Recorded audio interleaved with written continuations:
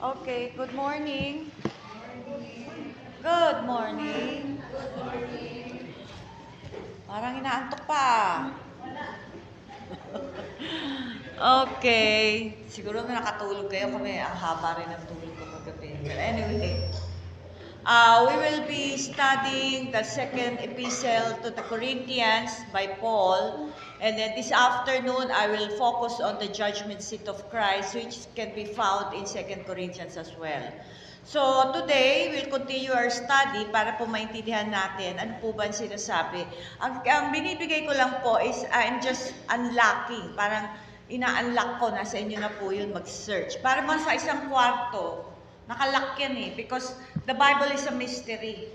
Unless the Holy Spirit will give you illumination, hindi natin maintindihan ang Word of God. That's why, when we read the Word of God, according to our carnal mind, we get a wrong interpretation. So, the Holy Spirit, when God give illumination, parang, binibigay niya sa akin, then I continue to really study, parang ina-unlock. Okay? Ina-unlock yung pintuan, pero hindi yan para lahat ibigay sa inyo. Kayo ang mag-search ng treasure sa room. So in the same way, you will search treasures in every epistle, and everything na tinuturo sa inyo, kayo nang mag-dig. I won't dig that for you. Kasi hindi ko naman pwedeng ibigay yan ng silver platter. You need to have your part, you need to have your time to seek God and to really ask God to speak to you. Kasi ako pag nagbabasa ng Bible, dati talagang I devour the Bible, talagang book by book, in 2 days, tapos ko itong isang book. But now, minsan, sa isang chapter lang, kinakausap na ako ni Lord. And then I meditate on that the whole day. And then iiyak na ako kasi conversation na namin. Okay? It's a personal thing eh. Hindi mo pwedeng anuhin yan eh. Hindi mo pwedeng parang sa 10 virgins. Nung sinabi niya, give me some oil. I mean, you cannot really borrow a heart condition. Kasi iba-ibang condition natin. So, just like many foolish virgins, they will ask for oil. Hindi pwede. Kailangan you have your own. So, what I can do is present to you yung mga important lessons, then try to dig. Actually, yung mga tinuturo ko sa inyo is just tip of an iceberg of what I know about the Bible. Para bang hindi ko pwedeng ibigay sa inyo lahat. Machuchoke kayo. Kaya yung degree na pinaalaw ni Lord, kaya nga na-witness yan na mga sumasama sa akin sa discipleship. Pagka sa ibang lugar, iba rin yung lalim, iba rin yung sa ibang lugar, iba rin yung pagbaba, because depending on the heart and the spirit among the congregation. So iba-iba yan. Kaya kahit sabihin mo, narinig mo na, pag pumunta ka sumama ka sa akin, yan din ay tuturo ko, parang iba. Because it depends how the Holy Spirit will meet the people, those who will attend. Kaya ngayon, sa 2 Corinthians, na-inspire po tayo sa first kasi marami pong positive changes sa church ng Corinth. Okay, the work there was by no means done. Kahit sabihin mo meron kang na-accomplish na isang aspeto sa church, meron na namang mag-a-arise na concern and problem. Hindi mawawala yan because we're dealing with people. As long as people are self-centered, there will always be struggles and problems in the church. Kaya nga, for us to have a minimal problem in the church is everyone, turuan natin to be selfless. Kasi hanggat punong-puno ng sarili yan, mahirap i-deal yan. Everybody wants to be somebody. You see, when everybody wants to be somebody, you will have a chaotic church. Palagi may gulo, may away. But if everybody wants to be a nobody, you have a spiritual church. Kaya lang, syempre, hindi man pwede mangyari yun, di ba? Although, unless talaga, kaya this is very important among leadership, kayo muna, that you have to exercise your authority. Dahil the moment you don't exercise your authority, no one will believe you. Kasi dyan po na-witness ko sa mga churches na mga kina-counseling ko mga churches. Bakit hindi sila sinusunod ng mga kasama nila, let alone mga members? Because they don't recognize the authority. God gives the authority. Kaya pag nagsalita yan, makikinig. Unless na lang talagang hindi ka binigyan ng authority. Kasi you have to understand, leadership, may degree po yan. May leadership dahil leader ka. Meron kang, na talaga ka ng tao. Pero when God put you in leadership, meron pong degree din yan. Ibig sabihin, meron pong leader, walang mantle. May leader na may mantle of leadership. So, ibig sabihin, pag may mantle of leadership ka, you have a bird's eye view in every situation. Nakikita mo agad kasi from above. Ngayon, pag leader ka lang, you don't see it from above. You always see it from the eyes view. Kaya makikita mo, minsan ang hirap isolve. Pero when you have the mantle of leadership, kaya-kaya mong solbahan yan. Because number one, when you exercise your authority, people listen.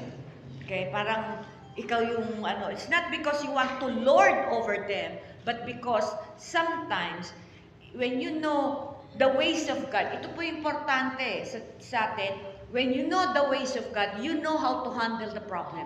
When you do not know the ways of God, you do not know how to handle the problem. Kaya kailangan natin ng ways of God. Okay? In this second epistle, the apostle still had to address some serious problems. Kaya nga, ang problema naman kasi ng Corinthian, may hati-hati. The challenge false authority. Merong mga naniniwala, merong hindi naniniwala. There were false apostles and teachers who were undermining their faith. Minsan meron talaga sa loob ng church yan, parang minamaliit. Meron pang bida. Okay? And there were still those who had not repented at the admonishments from letter 1. Merong mga kasi, merong immoral, may nangyayaring immorality, yung karamihan, nagrepent sila kasi hindi nila inaddress. Pero yung ibang, parang mayabang pa din. You see, talagang meron at meron ganyan sa church. May mayabang, merong submissive. Sana mas maraming submissive. Kasi kung mas maraming mayabang, mas mahirap yun, di ba? So, kaya nga minsan meron akong kinausap na pastora, ang problem niya, walang nakikinig sa kanya. Even the elders, even the music team, hindi siya nire-respeto. You see, bakit? Because I could see that in Jeremiah, nung sinabi ni Lord kay Jeremiah, you say this to the people. Dahil pag hindi mo sinabi, I will let you, kasi bata pa siya, sabi niya, don't say na you are young. Okay, I'm giving you authority. Huwag mong sabihin na young ka. Bibigyan kita ng authority at courage to say this. Ngayon, may promise na si Lord, hindi mo pa rin ginawa, hindi mo pa rin sinunod. Ano sabi ni Lord kay Jeremiah? I will let you overcome by the people. You see, God is the one who gives you authority, who gives you people will submit. Nasa Bible lahat yan. Pero, pag hindi mo siya sinunod, makikita mo yung authority mo na didiminish. Kaya doon ko nakita na when you do not obey God as a leader, people will not believe your leadership. That's dangerous. Okay? Kaya importante na tayo po as a leader, we know how to really listen to God and implement what He wants. Or else we will be overcome by people. And God will do that. Okay? So, ang ginawa niya, dahil hindi siya nakikinig kay Lord, ayaw niya, dahil nahihiya siya, natatakot siya. So, sabi ko, dalawa lang yan, tanggalin mo lahat, o ikaw umalis. Sabi niya, neither. So, sabi ko, sige, iwanan kita. Kasi mga kapatid, you cannot really mock God. When you know the will of God, it's either you obey God or disobey. Dalawa lang yan. Walang compromise sa Panginoon. Walang middle ground. It's either yes or no. Black or white. No gray area yan. Kaya we need to understand how God moves. Yun yung sinasabi ko. When you know the ways of God, you cannot be fooled by people. You can really assert your authority because you know God will back you up. Kaya nga, ang nakakatakot dyan, when God is not backing your leadership, people will do whatever they want. Just like the judges. Sabi nga nila, Israelites do whatever they want to do in their own eyes. So that's the problem with many churches now. Okay? Lahat bida. Now, in the first chapter, sabi dito, the God of all comfort, who comforts us that we may comfort others. You see, we can only minister comfort to others to the degree that God has comforted us in our troubles. As God meets us and enlightens us, we can do the same for others. Kaya nga, tayong mga nasa ministry, if you have not suffered, and you have not gone to different trials, various trials, just like what James said, you cannot understand people. Hindi mo sila kayang maministeran kasi hindi mo dinaanan. Kaya leaders usually will go through various trials simply because God wants us to experience what people are experiencing so that we can sympathize. We can really go down to the level na, sige, alam mo kasi nandun ka. Suffering is an essential part of the ministry. If you have not suffered, then you don't have a ministry. You may have a ministry now, pero what kind of ministry? You see, makita mo, from the intimacy will birth out the ministry. Basically, we can only console people to the degree that we have experienced their sorrow and have been comforted and helped by God. Alam mo how God will comfort you, deliver you from grief and sorrow, even from minsan yung anxiety because you've been there. Kaya inaalaw niya yan, financial struggle, relationship problem, lahat, family problem, health problem. Why? When you go through this and you experience God in a personal way, now you can impart that to the people who are suffering in the health problem, financial problem, family problem, emotional problem. Kaya nga, mas malawak ang experiences pag ikaw, leader. Mas masakit. Pero, hindi yan mawawalan ng kabuluhan pag ikaw po magpapasakop sa Diyos. Mawawalan lang ng kabuluhan ng mga experiences natin when we do not submit to God. We resist Him. Kaya nga, to the degree that we have experienced sorrow and have been comforted and helped by God, purpose of suffering struggles to let go of what we are holding. Kaya merong suffering. Kaya marami ako minsan pag nag-grouping sa ibang discipleship sa mga ibang probinsya, lagi ang naririnig ko, Pastor, ang struggle talaga namin because we have so many struggles. Sabi ko, alam mo bakit may struggles? Because ayaw niyo bitawan.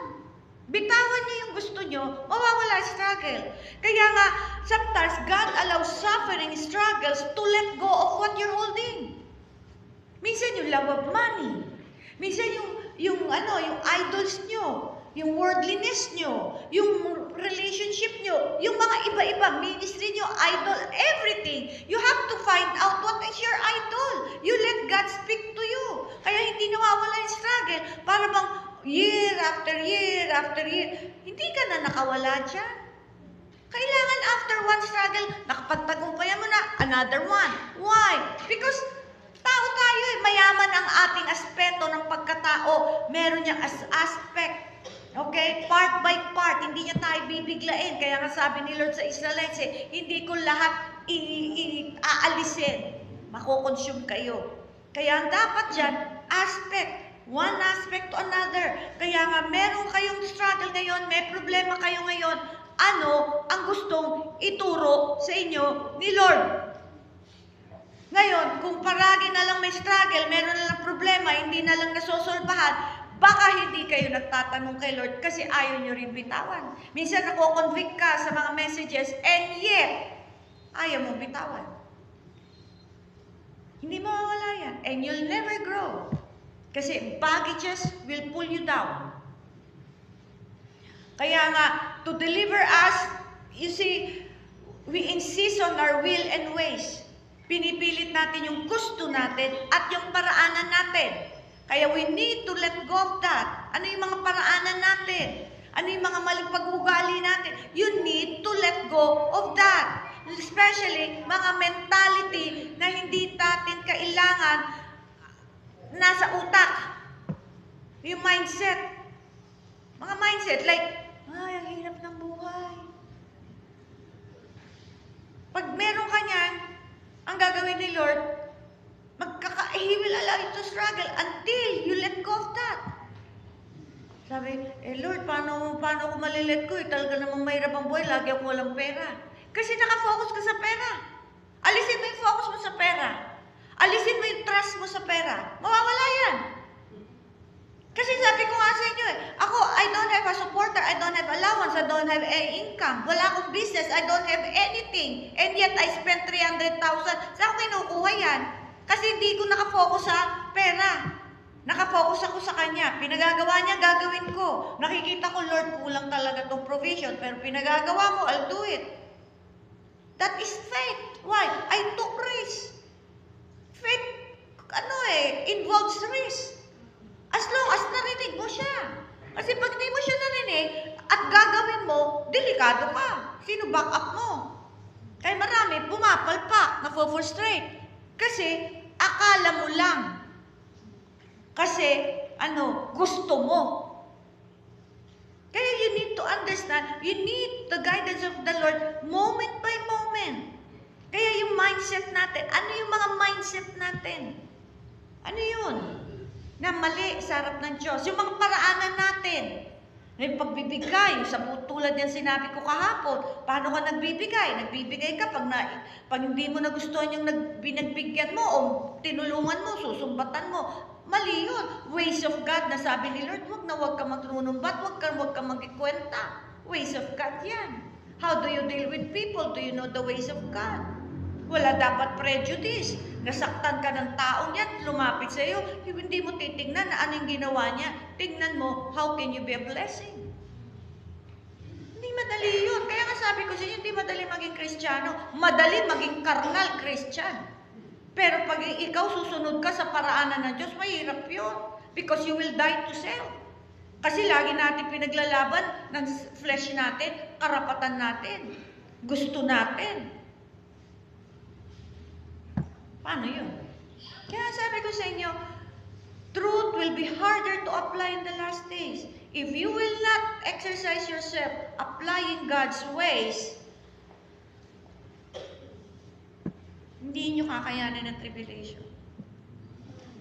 Kaya mas madali. Kaya kahit mga Christians, di ba, minsan naku-call attention na, ba't hindi mo nire-register yung minsan ng church, hindi mo nire-register ng sasakyan, yung motor. Ang daming pastor, nagmumotor, walang registration. Iba, wala pang license. Paano ka magpipreach? Sa mga maliliit na bagay, wala ka, palpak ka. Ano authority mo? Akala natin, God will let go of that? No. Kaya like yung sinasabi, these are the ways of God. Marami nagsasabi, kasi pastora, di ba, we are spiritual, kailangan, di naman natin kailangan. Sino may sabi sa'yo? Sabi sa word, submit to governing authorities. We are still under the law of the land.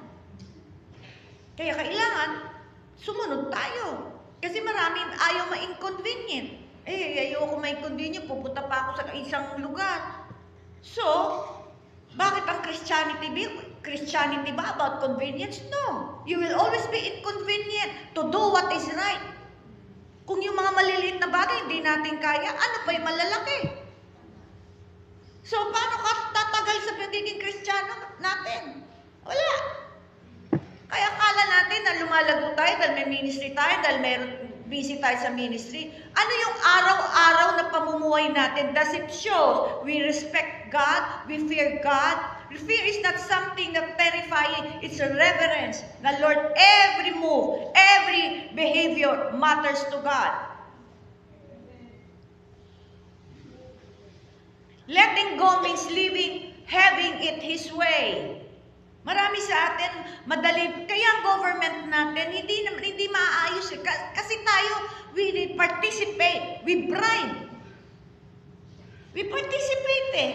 Pero sabihin natin, pag-pray natin lahat ng corrupt, ikaw contributor niyan eh. Kumukuha ka ng tawag nito, ayuda. Kumukuha ka na pag may botohan, kukuha ka rin ng, yung mga, ng mga candidate. Alam mong hindi tama yung candidate, pero tatanggapin. Ilang Christians ang ganyan? Kapatid, We cannot say and criticize our government if it will not start within the church. Kaya letting go means having it His way. When I let go of what I want to happen in my situation, I always find rest. But does not mean my situation has changed, but it delivers me from many struggles. Remember that. Kailangan maintindihan natin na ito po ang dapat matutunan natin. When we let go of the struggles, then hindi man mabago ang ating katayuan, pero may kapahingahan. Kasi marami ako naririnig na pagod na ako sa asawa ko, pagod na ako sa anak ko, pagod na ako sa kahirapan, pagod na ako. Alam mo, kahit pagod ka kasi gusto mong may mangyari na hindi nangyayari. Example lang sa asawa. Yung asawa ko walang pagbabago, dapat magbago. Gusto mo yung mangyari sa asawa mo, ayaw mong sukuan, ayaw mong mag-submit kay Lord. Bakit hindi mo na lang sabihin na, Lord, hindi ko kayang baguhin ang asawa ko, pero pahingi ng pangako na isang araw papaguhin mo siya. Ngayon, pag nangako ka ng pangako, then be still. Maghintay ka. Ngayon, minsan, nakakuha ka ng pangako, lalong lalala. Anong gagawin mo? Mapanatag ka, tapat ang Diyos. Kaya lang hindi. Aawayan natin. Minsan nga, babatoy mo pa ng Bible. Basahin mo yan. So, paano mo mako-convince yan? Yung ugali mo, para kang Kasi, sabihin mo, paano ko babasahin yan? Ikaw nga, hindi mabago. Okay. Mga kapatid, minsan masyado tayong demanding sa iba eh. Ikaw, kamusta ka? Okay? Kaya nga, dapat let go. Minsan, mom ko would always really nag me. Yung anak mo, hindi nag-chat. Yung anak mo, blah, blah, blah, blah, blah, blah. Ako, ma'am, hindi ko hawak ang kalooban yan. Pag diniktahan ko yan, susunod man yan, pero wala sa puso, hindi magbabago. Pero pag ang Diyos sumipo niyan, kahit saan lukluk yan, madideliver yan. Kaya mga kapatid, minsan, tayo eh, we measure, kasi kaya ganyan yung anak mo, kasi hindi nagsisimpa. Minsan kasi mayroon akong kakilala, nagre-reklamo siya sa anak niya, alam mo, hindi na nagsisimpa yung anak ko, kaya ganyan ang buhay niya. Pero kilala ko yung grupo na yun eh. Pagtapos ng church, chismisan. Kasi nagsubok sa akin yung anak eh. Sabi niya, alam mo, pastora, paano kung magaganahan mag-church? Pag uwi namin, nagla-lunch kami, wala silang pinag-usapan yung mga kapatiran, mga pastor, mga elder, kalahat ng kapintasan. So, sabi niya, tapos sasabihin nila, ganito ako, ganyan ako. Kaya natatawa lang ako eh. Kaya sinabi ko, bago nyo i-pressure yung tao magsimba, are you a good testimony? Hindi na nakasagot. You see, this is why God passes ministers through many experiences. It is so they can touch the lives of others. People who have never suffered in their body, mind, or soul are inadequate to help or comfort others. Another purpose of suffering is so we can become a witness to others. Maging testimony. Paul's change of plan. So, nakita natin dito, pinintasan siya. Marami nagsasabi na pabago-bago na yung isip niya. He was questioned about his integrity and sincerity. These true attributes must be part of our character, integrity and sincerity. Kaya nga, di ba, sabi sa Psalm 15, speaks truth from his heart. Sincerity is being real, no pretension. Madali kasi magkunwari, pero you cannot be hypocrite in the eyes of God. Kaya what I say, it is true from my heart, because I don't want to be hypocrite. Dahil sabi sa Psalm 50, who will dwell in the mountain of God? Those who speak truth from his heart. Minsan kasi way pa, nagte-text ako sa sister ko. Sabi ko, hindi naman ako naglalay kasi hindi ko masinabi, te-text lang. Ano mo sabi ni Lord? Pero from your heart, you're lying. Sabi ko nga, kasi natuto ko.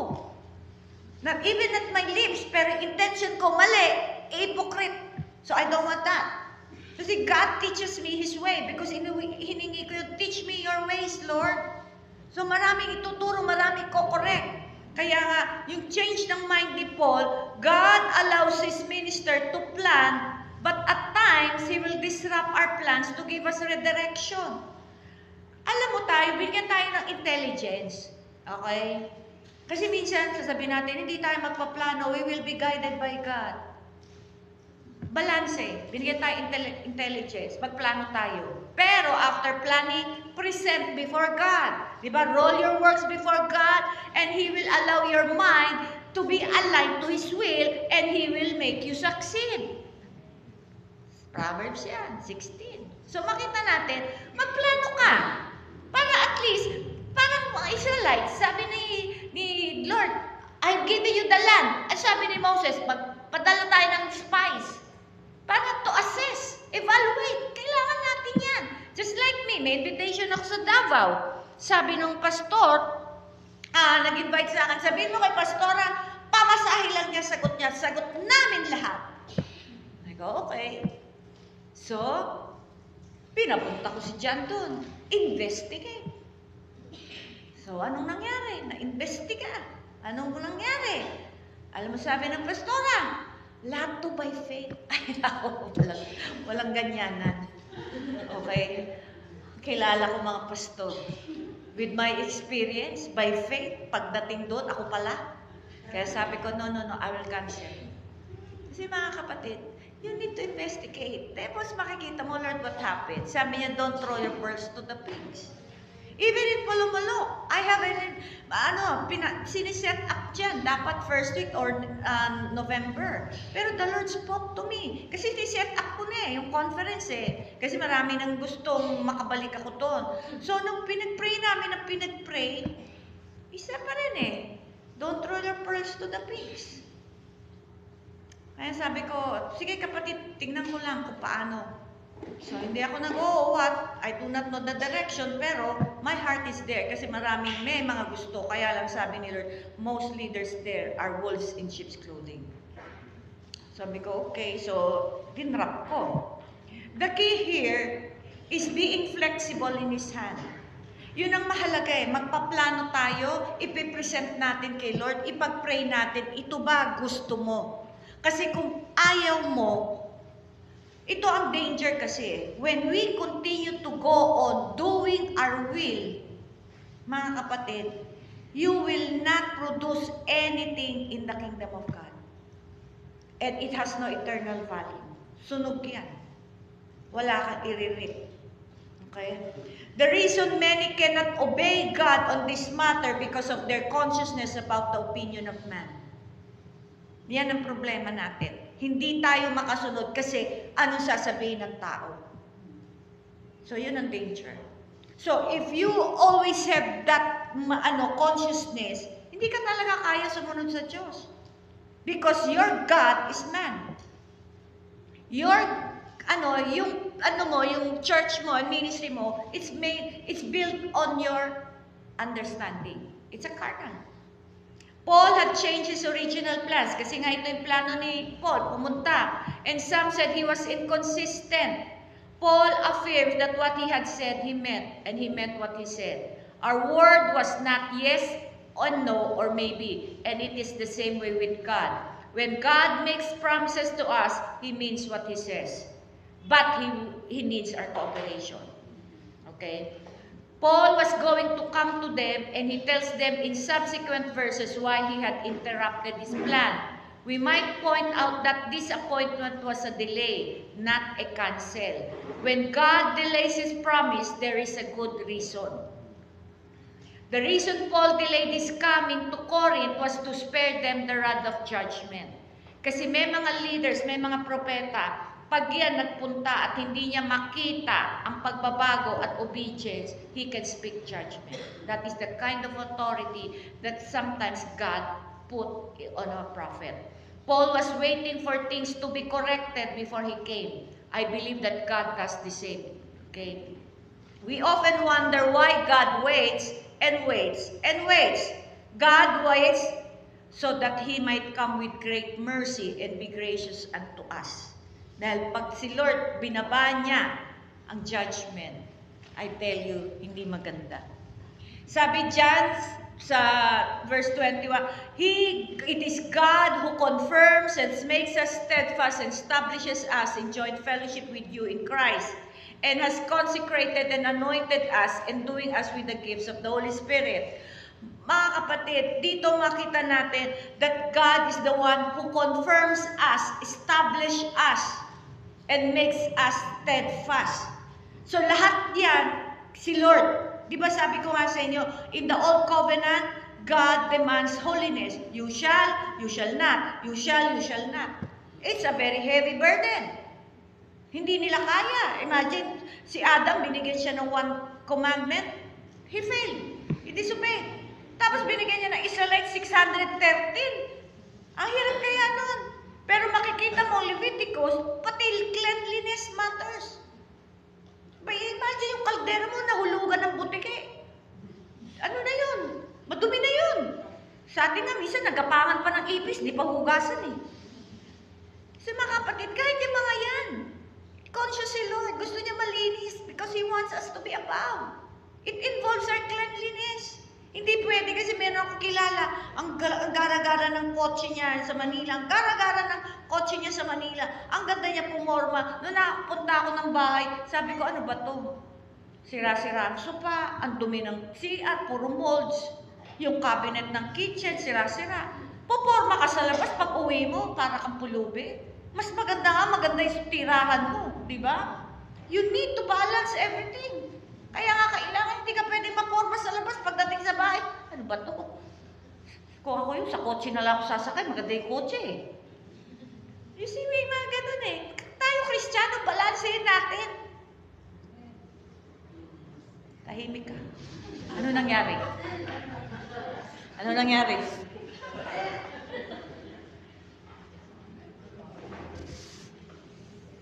Paul, here then, makita natin, so, He established us, confirmed us. Sa New Covenant, hindi yan, thou shalt not. Ano sabi niya? I will give you a new heart. I will write my laws into your mind and into your heart.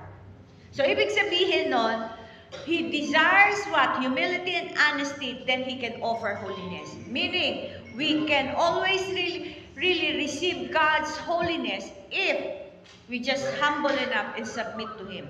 Kaya kailangan maintindihan natin na tayo po merong participation para ma-impart po yung righteousness. Ma-impart. Not imputed, but impartation. So, dito nakita ko din mga kapatid na it is God who confirms. He God who makes us grow. It is God, lahat yan, si Lord. Ano, bakit may mga tao hindi tumatagal? Bakit may mga tao hindi rin na-i-establish? Bakit may mga tao hindi lumalago?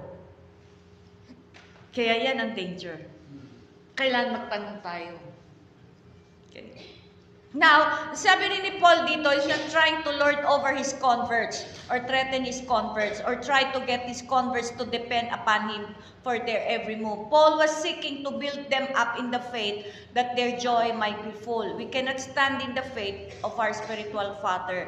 Kaya nga, kailangan po tayong mga leaders, we allow mga kasamahan natin to really have their own faith. Especially in my life, mga kasamahan ko, ako po kasing taong hindi ko matitiis yung mga kasamahan ko. Di bali wala ako, basta mga kasamahan ko meron. Pero sometimes, the Lord will withhold me. Don't give.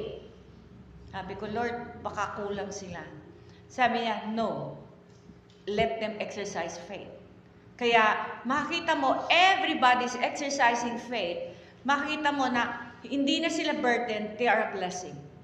Especially, may mga ticket po ako, sinasagot niya ng kamarin, ng mga main ko. Nay, amin na yung ticket mo. Pero minsan, hindi ko sinasabi. Kasi sabi ko, hindi na, okay na ako. Kasi ayoko rin sila ma-burden. Kasi mga kapatid, they have their own faith. Kaya I allow sometimes, pinapa-withhold ni Lord na hindi ko sila susuportahan. Okay? Some leaders so absorb the lives of their converts that their converts come around them. Nangyari po sa akin yan way back. The main CRCN, nakadepend sa akin. Lahat na lang sa akin. Imagine, nasa mission ako, way back pa po ito ha. mga 2013-14. Nagpipreach ako sa ibang probinsya kasi nasa mission ako. Sunday yon. Nag-change yung message. Wala akong written. Nasa cellphone ko. So, I use my cellphone. Nakita ko yung elder namin, tumatawag kasi nakita ko yung mukha. Sabi ko, ano problema nito? So sabi ko, pagtapos ko, ano problema? Bakit tumatawag? I'm in the middle of preaching. Bakit? Ang problema? Ay, ma'am, wala pong pangbayad ng rent. Halos gusto ko ibato yung cellphone ko eh. Rent lang, di nyo pa makam up. Kaya ang ginawa, pag uwi ko, hindi ko nasagot yan, sagot nyo na yan. Kasi sanay sila sa akin lahat eh. They have to depend on me lahat. Kasi yun, kasalanan ko rin, kasi inako ko lahat. Kaya sabi ni Lord, tigilan mo na yung grace, let them. Kaya buhat nun, wala na ako sinagot. Kasi mga kapatid, mayroong hangganan. You will never teach your people faith when you always sasagutin mo. Kikeri mo lahat. Ibigay nyo. Even sa, alam mo yung mga members, dati pinapakain namin palagi yan. Pero dumating sa point na kayo naman ang magdala. Kahit ano lang, challenge them. Kaya makita mo, yung mga members, matututo, hindi na lang nakanganga. Ano yung next kain? Lalo na pag anniversary. Nako! Kahit backslider, a-attend. See? Why? Because you feed them. Kaya nga, you have to reverse so that they will learn. Kasi pag nawala ang leader, pag nawala kayo, hindi na kayo makatulong, baksak yan. Don't feed them with material blessings. Feed them with spiritual. Because nakita ko, nung nag-mature ang mga members, alam mo ba, sila na ang lagi may dala. Hindi kami humihingi. Misa sabi, isang tray ng itlog. Meron po kaming member, nagtitinda siya ng walis. Biyuda siya, nag-iisa siya sa bahay. Alam mo, dumating sa point na nagbigay siya sa amin ng isang tray ng itlog. Alam mo yung isang tray ha? Sabi ko, ay nanay, ba't po kayo nagdala? Ay, gusto ko pong i-bless kayo. Why? Kasi, ano yun eh, we created that atmosphere, hindi masanay na tiga, hingi. Sanayin nyo na hindi pala hingi ang tao. Kasi pag hindi sila nasanay magsakripisyo at magbigay, they will always be a parasite. Maraming parasite sa church. Kasi marami rin sa atin, finifeed natin. Mga kapatid, stop it. You're not helping them. The problem with this kind of dominance is that their leader falls, they might fall also. Paul wanted them to stand on their own, for by faith you stand. You need to learn faith. Lahat kayo, hindi lang pwede from leadership. Kailangan pati members matuto. O kayo naman ang magdala. Kung ako sa inyo sa anniversary, hindi kayo magpakain, sila magdala. Tingnan mo kung may a-attend pa. Ayan. Kasi pag kayo palagi nag-feed, people will never grow up dahil when they come to church, they expect something. At pupunta yan dahil may inaasahan. Pero i-reverse mo, o tong anniversary, kayo po ang magdadala ng pagkain nyo. Diba, katulad natin, discipleship, dati, sasagutin ko pa, pero sabi ni Lord noon, shared burden. So ngayon, marami tayong pagkain, mas marami pa. So makita natin, when you share the burden to others, they learn. And nababawasan ang pagiging makasarili. Ngayon, kung nagbaon yan ng isang Tupperware na para lang sa kanila, hayaan mo, at least nagbaon. Okay? Ngayon, kung nagbaon ng kanin, abay, praise God! Marunong pala kayo kumain ng kanin lang. Huwag niyo bigyan ng ulam. Oh, sige, okay lang. Mga kapatid, you learn to test the people. Hindi nyo sila tuturuan kung sila palagi may matatanggap at may inaasahan. Okay? People must learn the ways of God. It is more blessed to receive, to give, than to receive. Make it happen to your people, mga kapatid. Napakasarap pag ang members nag-aagawan na magbigay. Dati nag-aagawan sa mga display ng pagkain dito eh. Makikipagsabunutan pa eh, no? So, dito po, meron po siyang in reference to the incident of 1 Corinthians, as you will recall, the church was tolerating a known case of incest. Paul had withheld his coming in hopes that things would amend and that might come with benefit rather than reprimand. Kaya nga yung same group that had been saddened by their spiritual father's rebuke had now gladdened their father. Nalungkot sila dahil pinagalitan sila ng kanilang spiritual father. The man who had been judged also repented. So makita mo, when the church cooperated with the punishment doon sa nagkukos ng incest at immorality, everybody back off. What happened? Siyempre, yung nag-repent siya, hindi niya kaya. Unless na lang matigas talaga to. Pero nag-repent siya kasi naramdaman niya, ang hirap mag-isa na wala kang ka-fellowship. So, he repented. So, ang ginawa ni Paul, the anonymous judgment of anonymous, everybody cooperated, had helped bring about this man's repentance. Minsan kasi, yung discipline ni Lord sa isang tao, kailangan the church will cooperate. Kaya yung kahapon na sinabi ko, meron din pong pangyayari sa amin yan, dinisipline ko, kaya lang yung dalawang pabida, naaawa sila nadala. Mga kapatid, when the discipline of God is bestowed upon a church, may kaayusan yan. Pag hindi wala pong discipline, minsan yung ako very strict ako, nung dati meron pa kaming praise and worship. Kayong praise and worship music team, maaga kayo darating. Tapos last kayo uuwi. Maaga kayo dahil ipiprepare nyo yung sanctuary and then last kayo uuwi dahil pupunasan nyo lahat ng instrument, kayo magliligpit. That is the role of the music team in our church. Hindi pwedeng sa tutugtog ka lang, aalis ka. Hindi ko tinotolerate ang mga ganyang behavior. I said, you leave the church. Kaya, ang unang-una, pagsasabihin sa akin, Pastora, gusto ko po maging part ng music team. Ay, good! Sige, next week, magte-train ka. Akala niya, gigitar siya kagad, binigyan siya ng map. Sagot mo ang CR. Sabi niya, akala ko music. Bakit? Music ka, di mo kaya mag-map. Kung ganyan ang attitude mo, you have no place here. You see, you need to really correct people. Bakit? Maraming bida maraming siga Darating yan kasi bakit? Gifted yan Feeling niya, needed siya Sabi ko, no. We can survive and have a glorious church and a service even without a music team. Hindi dependent ang presence nila sa music team. Kaya mga kapatid, dapat matuto tayo. Hindi natin lahat ina-accommodate tapos hindi natin ko-correct. Bakit? Nagmamalaki. Kaya pag isang correction yan, aalis yan. Why? Hindi sanay makorek Sanay i-tolerate Kasi mga kapatid, God will never allow His church. Pag hindi natin inaayos, sagot natin kay Lord yan. Okay? So, anong nangyari? The idea of inflicting judgment on this man was not just to punish him, but it was in the hopes of his reclamation. When God judges, it's not for destruction, for salvation. If a judgment is done in God and the whole church cooperates, it can bring about the repentance of a person swiftly. Now, in-exhort naman ni Paul yung church to accept him back into fellowship. Please don't interpret this to mean that we reinstate a repentant person back into office or ministry. Hindi po.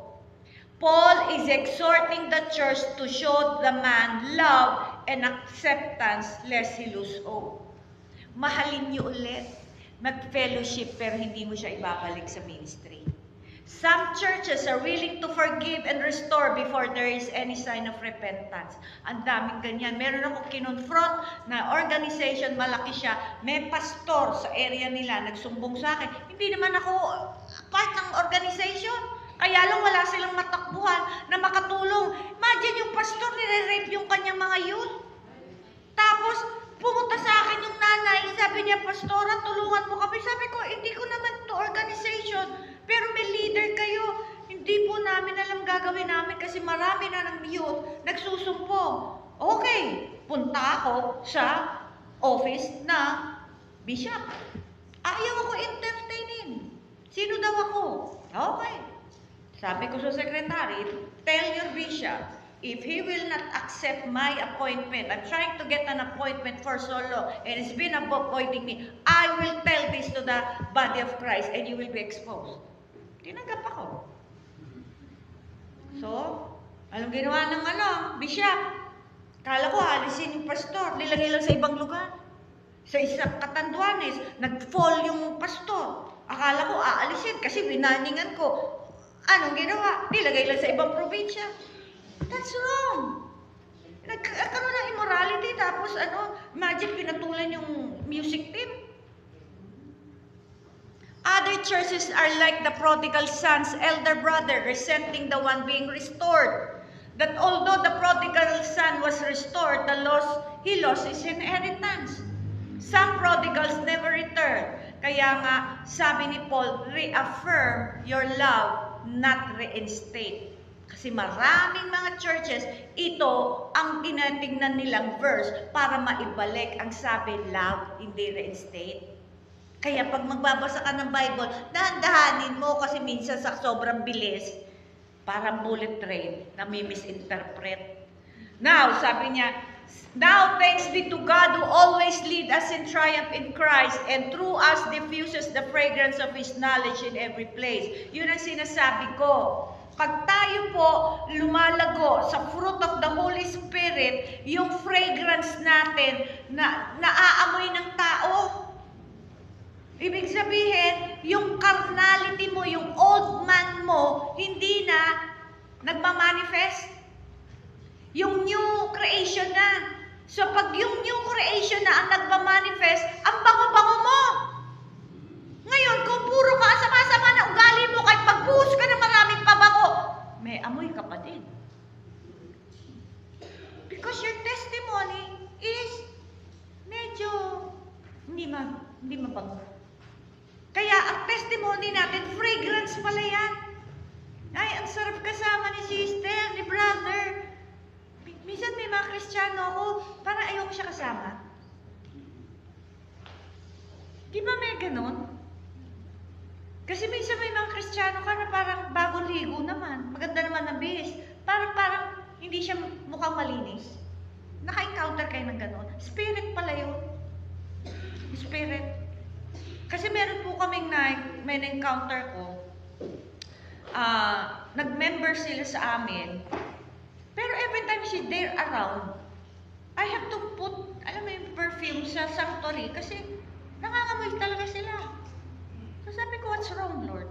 Marami nagre-reklamo, maamoy sila. Then sabi nila, kasi may kinulang. Pag may presence of witchcraft, may amoy. So sabi ko, kapatid, couple sila eh. Pag-pray ka namin para ma-deliver ka. So when we prayed, nawala. Pag meron pong presence ng witchcraft, may amoy. Kakaiba amoy. Okay? So we are to God the fragrance of Christ among those who are being saved and among those who are perishing.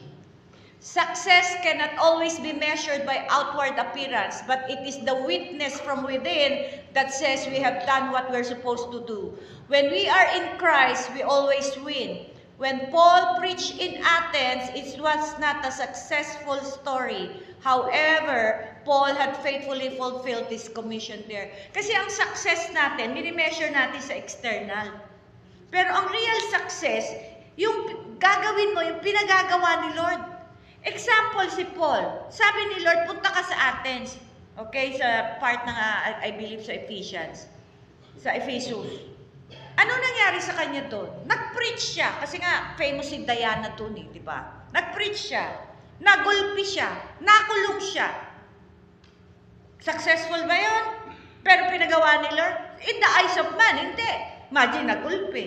Nakulong. Pero, anong nangyari? Nakulong siya. Dahil sila'y nagpuri in the dungeon, nagka-earthquake, lahat ng pintuan ng jail, bumukas, ano nangyari? Akala ng jail guard, lahat nakatakas, pero pinigilan siya dahil gusto niya magpakamatay. Sabi niya, do not kill yourself. We are all here. So sabi niya, what shall I do to be saved? So, dinala niya si Paul at si Silas sa bahay niya, inayos sila, pinagaling yung tinrit yung mga wounds. Tapos, nag-preach si Paul doon sa family ng jail guard, tapos nabaptize, and then after that, nakawala. So, kung titingnan mo, is it successful in the eyes of man? Hindi. Pero in the eyes of God, yes. Bakit? Dahil ang purpose ni Lord, gusto niya maligtas yung jail guard at yung family nun. Sino ang aabot sa jail guard kundi someone na kailangan makulong? At para makulong, din naman pwede sabihin ni Paul, uy, ikulong niyo ako, may i-evangelize lang ako. Kailangan makulong siya. Ginulpi pa siya. And yet, na-accomplish ni Lord yung gusto niya. The real success in ministry is na-accomplish ni Lord yung gusto niya. Hindi yung gusto natin. Kasi pwede na-accomplish yung gusto natin, it will be impressive, massive. Pero hindi gusto ni Lord. So it's a failure. So it has to be kung ano yung gusto lang ni Lord. It may be what it looks, kawawa, hindi successful, pero in God's eyes, gawin mo yan, may inapot yung isa, okay na yan. So mga kapatid, so doon mo makikita, just like what He did in my life, yung sabi ni Lord, bumalik ka sa Bacolod. Lord, alam mo, dami kumukontra sa akin dito. Bumalik ka. So, maraming mga tangs, waging, hindi si Pastora, blah, false prophet. But you see, na-accomplish ni Lord. Bakit? May mga lumabas from the false churches. Now, they're looking for the truth. Sabi ko, establish mo muna sarili niyo kay Lord. You see, ang gusto ni Lord, dapat yun ang true ministry. Okay? The Lord said that we are the salt of the earth. Salt has two purposes. It can preserve and it can kill. To the one, our words are savor of life. To the other, our words are the savor of death. That is the sad, alam mo yung nakakalungkot in preaching. To the one who hears, it is life. To the one who rejects the message, it is hell and death. We have the power of life and death in our tongue. It is a two-edged sword that can kill or set free. Kaya nga pag preacher ka, napakahalaga po yung bibig natin, yung tongue natin, lips natin, allow God to purify our lips. Kasi sabi ni Lord sa akin, Grace, if you want me to back you up during your preaching, make sure you guard your lips. Kaya minsan gustong-gusto ko na mamintas. Minsan kasi may nakita akong tao, nababaduyan ako. Sabi ko, ano ba yan? Magsasalita na ako, ano ba yan? Baduy-baduy naman yan. Alam mo, sabi ni Lord, stop. Sabi ko, yes Lord, I will not say. Pero sabi niya, pero iniisip mo pa rin. Hindi talaga ako makakawala kay Lord. Sabi ko, Lord, sorry. I will not criticize anybody. Kung ganun siya, ganun siya. Okay? So, ang maganda kasi, pag napapalapit ka sa Diyos, bago mo pa magawa, winawarningan ka na. Ngayon, kung nasa iyo na yun, kung itutuloy mo, hindi. Ngayon, kung hindi ka nawawarningan, baka hindi naman part kayo ni Lord. For we are not so many peddling the word of God, but as of sincerity, but as from God, we speak in the sight of God in Christ. Many who preach the word of God are not sincere. They have their own agendas, motives, and their own causes to promote. We must realize that as a preacher, we are simply a mouthpiece of God. We are His messenger. It is His program. Paul had the great confidence that his impartation to the Corinthians was a work of the Holy Spirit. Kaya nga, sabi niya, ministered by us. For the letter kills, but the Spirit gives life. If the word is not in synchronization with the Spirit, it can kill. If you sit in a church week after week and hear the same message, it can be death, especially if it does not apply. Job's friends, remember, were killing him with the word, you reap what you sow. True, but it did not apply in Job's case. However, when a word is spoken in season, it brings life. We are commended to live by the spoken or quickened word. The word comes to us in two forms, the logos, written, which is written word or letter, and the rema, which is the spoken or quickened word. Kaya dapat, pag nagbabasa ka, let the Holy Spirit give you understanding and then will give you rema.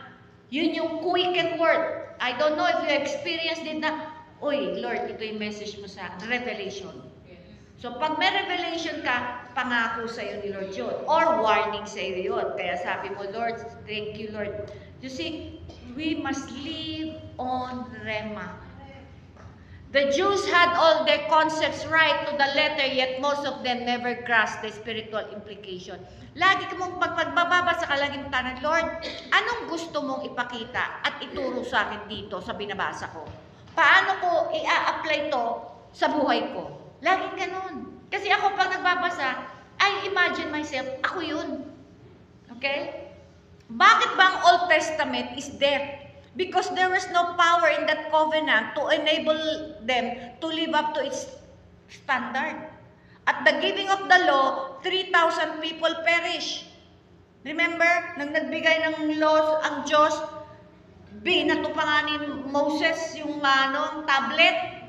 Anong nangyari? 3,000 people were killed. But at Pentecost, when Peter preached, 3,000 were saved. Because it's life. Kasi makita natin kaibahan yan. Pero, yun nga yung problema, their minds were blinded. We have to realize that this was part of the curse that came upon Israel. So, makikita natin yung veil, nakatakip po pero sabi nga niya, pag we turn into Christ, the veil, yung takip, natatanggal. Many of God's people do not understand the types and symbolism of the Old Testament. Kaya nga, ang prayer ni Paul na mention niya sa Ephesians, that the church have the eyes of their spiritual understanding open. Pag nagbabasa kayo, hingin nyo kay Lord, Lord, i-open mo ang mata ko na makita ko. Kasi ang Bible is spiritual. If you read it in a carnal mind, mamamali kayo. Kaya okay lang kung wala kang rema, basa ka lang ng basa because it will really fill your mind and heart. Kaya pag nagbabasa ka, makikita mo na nababago yung pananaw mo sa buhay. Okay? Kaya nga, believers who have never experienced the baptism of the Holy Spirit are often very dull to the things of the Spirit. Remember in the message, when you remove holiness in the message, you remove judgment in the message, you remove the mga things of God in the message, you remove God in the message. Kaya importante, hindi po natin aalisin yan, part yan. The logos are true. It can still bring death if the Spirit of God is not speaking it. Living out the rule book, living by principles alone can bring bondage. But where the Spirit of the Lord is moving, there is life and liberty with freedom from sin and condemnation and freedom from fear and anxiety. Kaya nga, there is power to fulfill righteousness of the law, bringing peace and joy. Kaya natin, pwede natin ma-fulfill yung righteousness, the spirit of the law. Because as the Holy Spirit leads us, okay? Spirit of the law, example. Okay? Sa Old Covenant, thou shall not murder. Talagang papatay ka. Sa New Covenant, thou shall not kill, thou shall not murder. If you hate someone, you're a murderer. That is the spirit of the law. Kaya, importante, maintindihan natin ano ang sinasabi sa salita ng Diyos sa spirit ng law. Kaya minsan sasabihin natin na forgive, be angry, in your anger, sabi doon, sin not. So how do you apply that? Lord, kailan kami nagagalit na nagkakasala na? At kailan kami nagagalit at hindi kasalanan? Nagagalit tayo, hindi tayo kasalanan when the people or poor people are being exploited. Just like what happened sa flood control natin. Ako talagang umiiyak ako, nagagalit ako, Lord, ang dami nagsuffer. I so angry to the extent na pinag-pray ko, none of these people will be saved, Lord. Kung mali yung prayer ko, Lord, patawarin mo ako. But, pag ako nagalit dahil chinismis mo ako, inaway kita, yun ang kasalanan. Anything na kinagaling natin patungkol lang sa sarili natin, sin. That is the spirit of the Lord. Ngayon, kung chinismis ka, wala yun. Siniraan ka, wala yun. Huwag ka magagalit. Kaya mo sila. Baka kasi totoo eh. Tanungin mo. Tatanungin mo, Lord, ito ba mga chismis na to? Totoo. Kasi kung totoo, Lord, patawarin mo ko. Totoo pala. Pero kung hindi, depensahan mo ko. Bala ka lang, pero hindi ako magagalit. So, hindi ka nagkasala. Pero kung na-chismis ka, at nang-chismis ka din, at nangaway ka, nag-spread ka pa ng lies, you're sinning. In your anger, you have sinned. Kaya importante sa ating paggagalit, nagagalit, anong dahilan ng galit natin? Uy, tahimik. Marami pang galit dito. You see, when we behold Christ, natatransform tayo sa imager from glory to glory.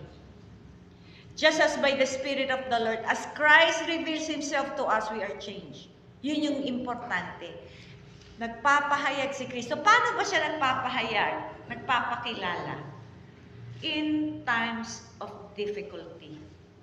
Wala kang pera, ang dami mong kailangan bayaran, pero hindi ka allowed mangutang, hindi ka allowed magsalita, humingi ng tulong sa iba, hihingi ka lang sa Kanya, Lord, wala po ako matatakbuhan, pero ikaw lang. Magpapakilala siyang He is your provider.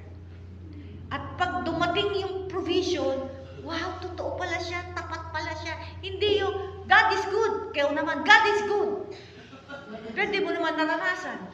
Nakikiride ka lang. Alam mo yun? Yung para bang nagkasala ka na, pero pinatawad ka, binigyan ka pa rin ng pabor, sasabihin mo, God is good talaga. Maiiyak ka pa. Hindi yung, pag may kakanta, God is good. Amen, God is good. Pero pag hindi sinagot, galit ka sa Diyos. O paano yun? Pag hindi ka sinasagot nila, hindi binibigay yung gusto mo. Sasabihin mo pa rin ba, God is good? Kung ikaw, namatayan ka, trahedya, will you say God is good? Iba yung naranasan mo na God is good, not because your circumstances are good, simply because you experience the goodness of God.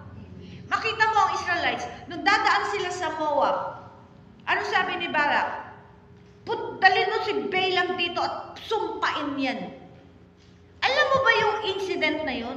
Kagagalit lang ng Diyos sa mga Israelites. Kasi nag-spy sila sa Canaan, kung ano ng mga reklamo, sana namatay na kami sa Egypt, sana namatay na lang kami sa wilderness. Kaya sabi ni Lord, yeah, 10 times you test me. Lagi na lang yan ang sinasabi niyo. Pag nahihirapan kayo, sana namatay na kami sa ganito. Sana na doon din na kami umalis ng Egypt. Puro kayo reklamo. Kaya sabi ni Lord, doon, balik! Balik kayo sa wilderness. 38 years. Doon kayo. So, paikot-ikot sila. Kaya lang, dadaan sila sa Moab. Meron silang route na dadaan sila sa Moab.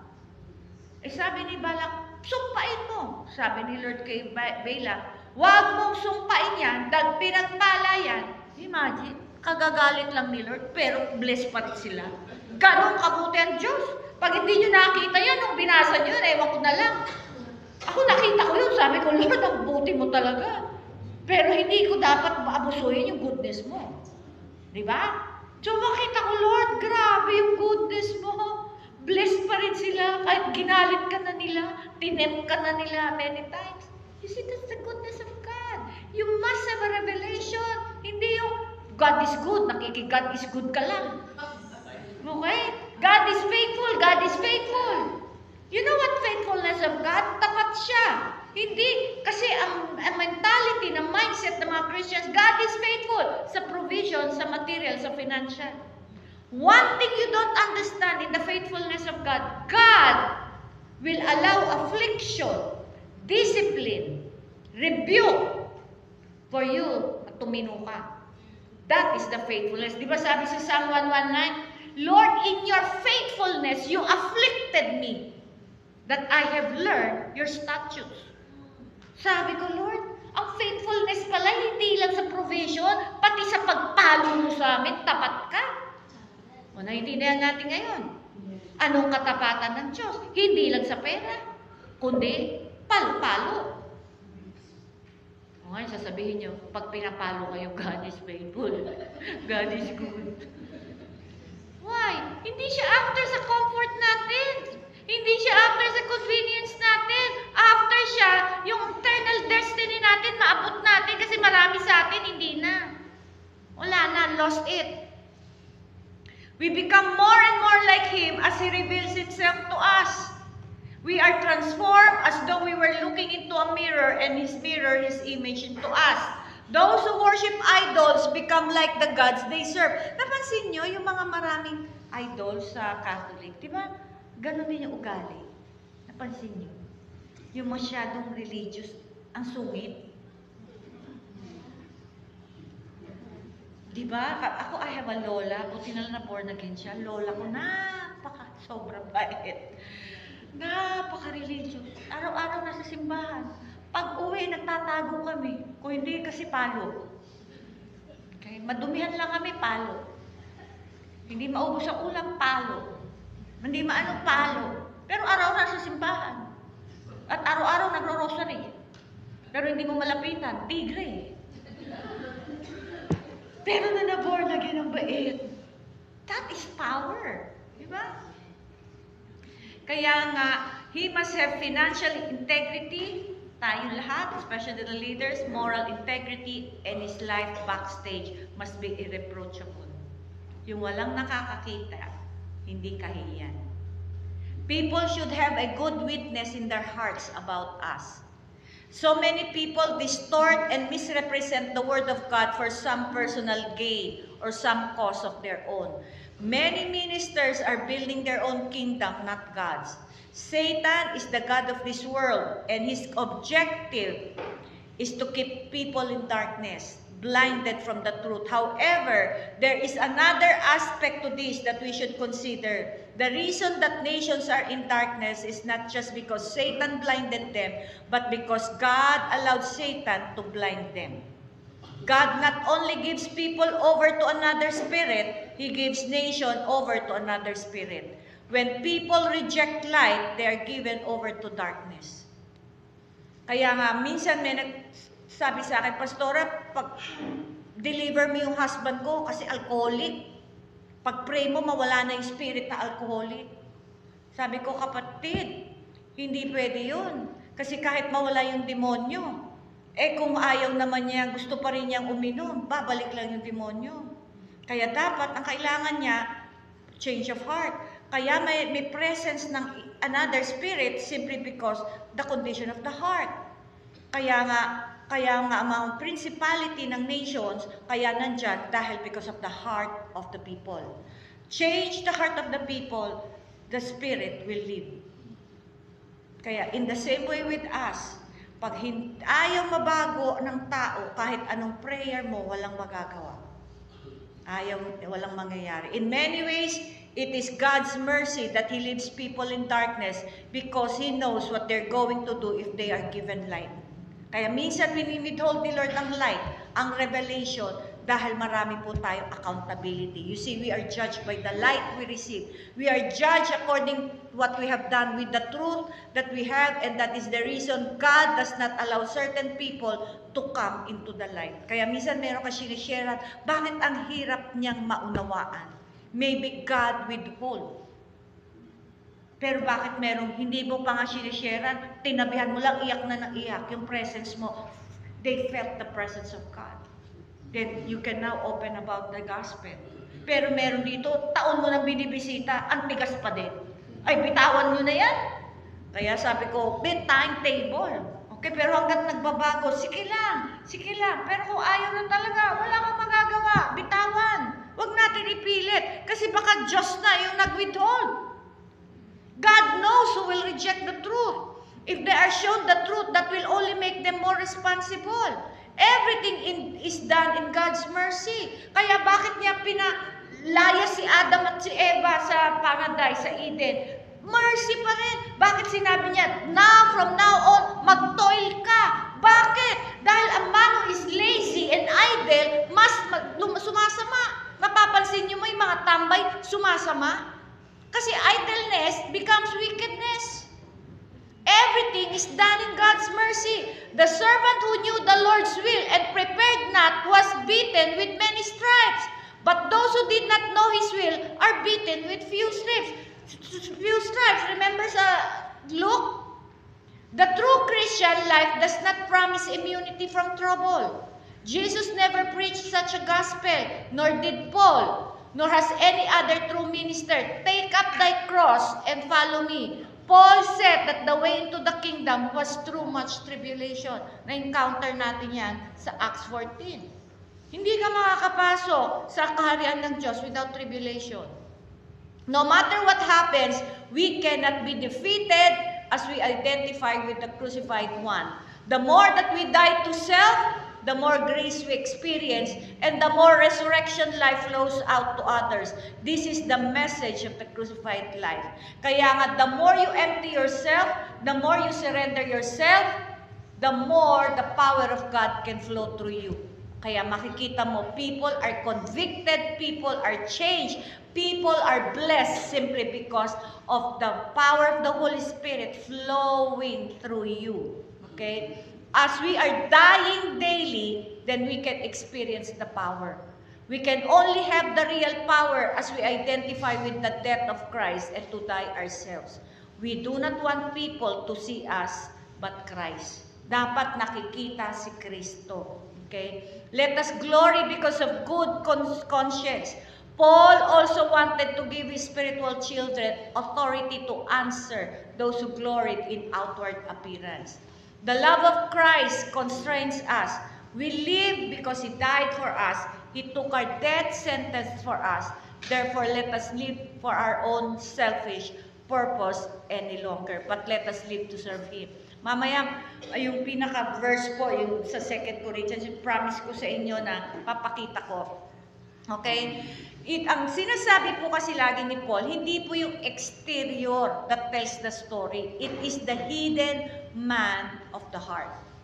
The only way that we can discern another person is by the Spirit of God. Remember that a tear cannot be discerned by casual observation. Di ba may wheat and tares? Hindi mo madidiscern ang tear.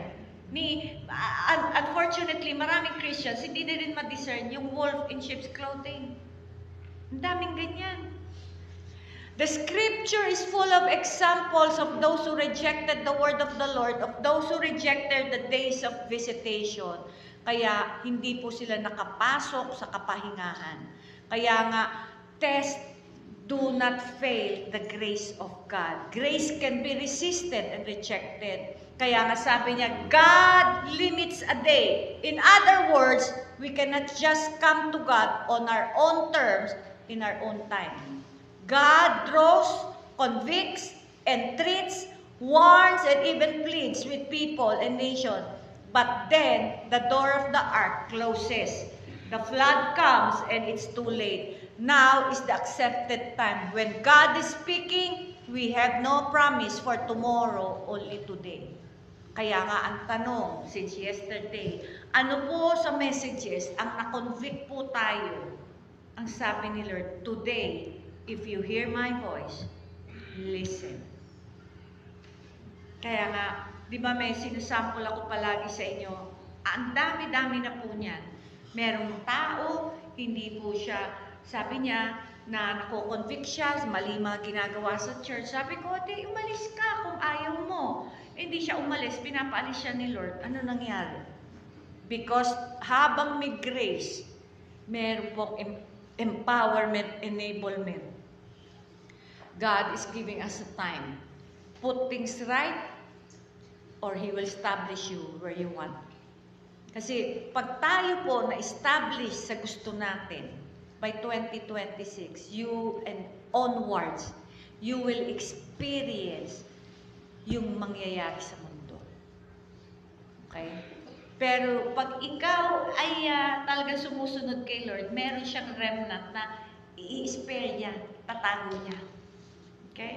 Kaya dito maintindihan natin na, example ako kasi my son is living in Marikina. Ang Marikina noon yun, madaling bumaha.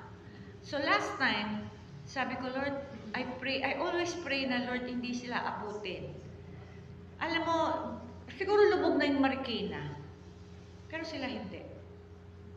Kaya nga sabi ko, Lord, salamat. Sabi niya, Grace, this is my covenant with you. The whole world will fall apart. But you, your family, and your spiritual family will stand. In the time of famine, you will have plenty. Not for your own pleasure, but to help. Kaya may mga pangako. Ngayon hindi mo pa makikita kasi maganda pa eh. May bagyo, nakaka-make. Pero darating ang time. Where you stand now, you will discover it when tribulation happens. Asaan ka nakatindig. Kaya dito makikita. Okay? So, even that, nung one time, I went to another Mindanao province, sabi doon, ay naku pastora, may brownout dito, hindi ka makaka-conference. Eh sabi ko, ba't na-set up? Kayo yung nag-invite, bigla daw. Okay? Paano yun? Sabi niya, basta Friday, Saturday, may brownout. Eh sabi ko, 300 yung attendee. Hindi ko kayang walang mic. So sabi ko, anong gagawin natin? So we prayed. Lord, I pray, anong gusto mong direksyon? Nandun na kami, yung team ko eh. So sabi ko, Lord, sabi niya, proceed. So sabi nila ng mga coordinators, Pastora, ready ka lang. Dahil pagdating ng 9, wala nang ilaw. Mga kapatid, 2 days na tapos walang brownout. Kaya nung pag-alis namin, ay sorry talaga, magkaka-brownout na kayo, alis na kami. And which happened? You see, God is God over all. Yes. Di ba? Kaya pag sabi ko, Lord, nagkamali ba ako ng plano? Bakit ba ako tumuloy dito? Hindi ko maalam na may brownout. Mga kapatid, may mga times na talaga merong biglang lugar na brownout. So, doon ko nakita na how God will really sustain me. Si Lord, pag ang kalooban niya, walang makakahinto. Yan ang maganda. Pag doon ka sa kalooban niya, lahat, okay, ma-overcome. Kaya, sometimes it takes everything we have to keep our mouths closed so that we don't bring reproach upon the gospel. We have to go through many situations wherein we are tested, often before many witnesses. Everybody watches the minister's behavior. Tayo po ay para po tayong cinema. Maraming nanonood sa buhay natin. Alam nyo, may kasabihan nga, halos lahat ng bahay may Bible yan. Hindi nila binabasa. Anong binabasa nila? Yung buhay ng Kristiyanong kapitbahay. Tingnan ko nga, ito si born again, si praise the Lord. Pero nakamasid ang mga unbelievers sa buhay kasi maraming marites. Sasabihin nila, tingnan natin ang buhay na to, si praise the Lord. Di ba tawag sa atin si praise the Lord? Uy, si praise the Lord, andito na. Tapos may tindahan yung kapitbahay mo, ikaw si praise the Lord. Uy, pwede ba mangutang muna? Tapos magpipreach ka ng gospel, sasabihin nila, ay mayaman pa ako sa'yo. Bakit ako maniniwala sa'yo? Kasi, mga kapatid, napakasimple lang. Tapos makikita mo, praise the Lord, praise the Lord. Pero kung magsigawan, mag-away, malakas pa. Nakala mo may megaphone. Kaya mga kapatid, pag ikaw, Kristiyano ka, handa mo, matuto ka, maging tahimik. Kahit gusto mo nang sumigaw, tahimik. Okay? Alam mo, one time nung nandun pa ako sa family house, yung kapatid ko na napakabait talaga. Binato ko ng plato. Christian yun, Bible school graduate yun. Binato ko ng plato. Sumigaw ba ako? Hindi. Quiet ako. Dahil bakit? Alam ng kapitbahay, lahat kami doon born again. Wala akong magagawa eh. Pwede naman ako lumaban eh. Pero sabi ko, anong sasabihin nila, iglesia yun. Ito Catholic. So, para tahimik ako. At yung kapitbahay namin, nakausap ko, na-witness niya. Hindi ako lumaban. Sabi niya, ganun pala ang born again. Sabi niya, bakit yung kapatid mo born again ganyan? Sabi ko, hindi ko lang masabi, fake. Kapatid, our action speaks louder. Okay? Kahit sabihin mo born again ka, nagyayabang ka pa, born again na kami, born again. Saan?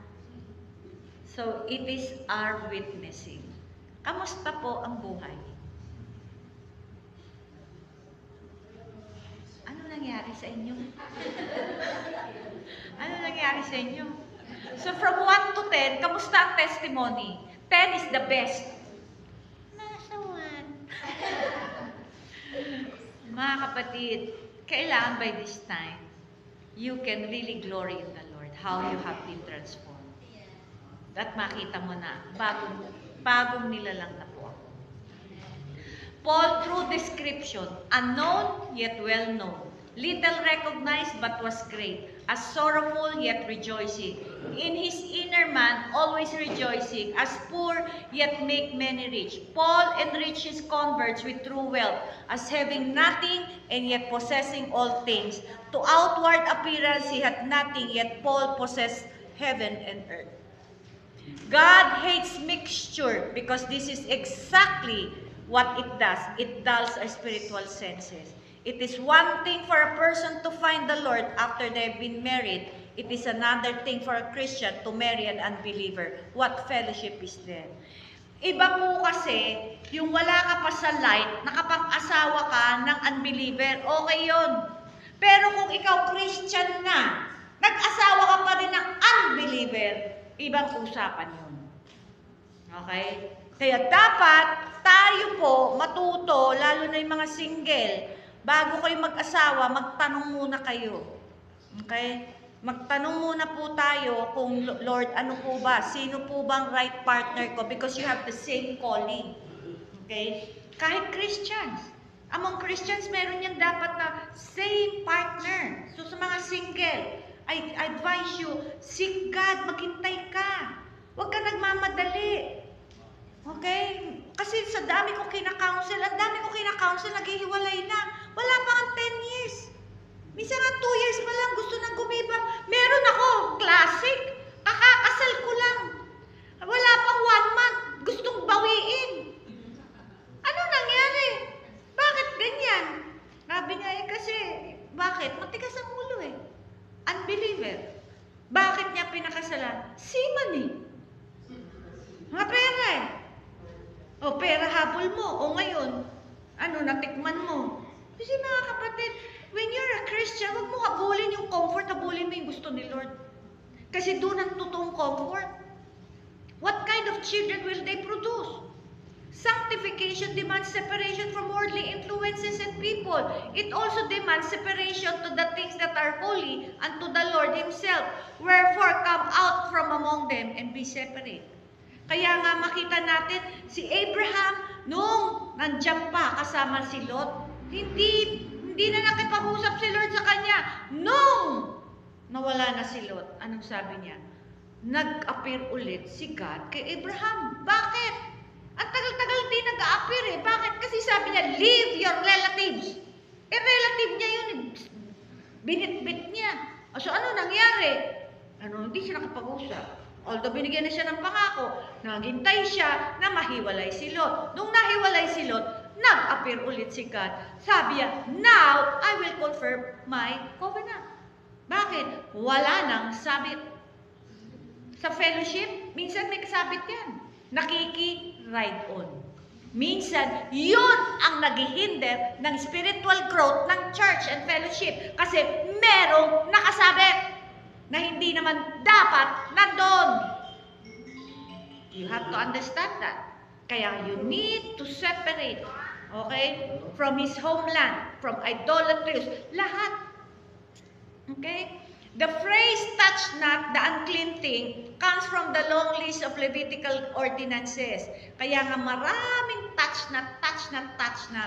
They concern things that can defile you, things that have death in them, things that have spirit attached to them. Kaya nga, marami pong mga materials na uncleanness, materials full of evil spirit. Okay, may tanong kasi minsan sa akin, Sabi niya, Pastora, siya lang ang Christian. Eh, Chinese sila. Alam mo naman ang Chinese, maraming ano yan, di ba? Anik-anik. Okay. So, ito namang pastor niya. Sabi niya, kailangan linisin natin lahat. Eh, yung asawa at anak, hindi born again. Nag-away. Kasi pinag-aalis niya. So, nagalit yung husband.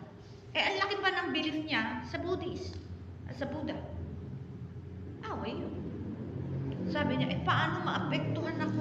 Hindi. May authority ka. Minsan kasi, may naka-witness din ako yung house cleansing.